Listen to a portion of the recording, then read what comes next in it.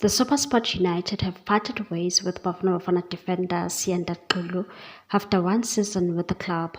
Xulu joined United at the beginning of the season as a free agent after leaving Azerbaijan side Turan Tuvaz IK. The experienced defender also spent 2 seasons in Israel, where he played for Hapoel Tel Aviv. The former Kaizer Chiefs and Mamelodi Sundowns men played an integral role in the Bafana Bafana defense during the 2023 Africa Cup of Nations and helped them to finish with the bronze medal, making 3 appearances, including in the semi-final and third place playoff.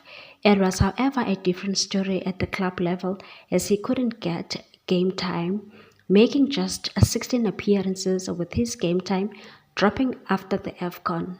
The former Maritzburg United centre-back started 10 of his 16 appearances in all competitions, which equaled to less than 1,000 minutes playing time. Due to his lack of game time, SuperSport United and Xulu reached an agreement to terminate his contract, which had 1 year remaining and was also set to expire in July 2025. Please like, comment, share and subscribe for more sports news.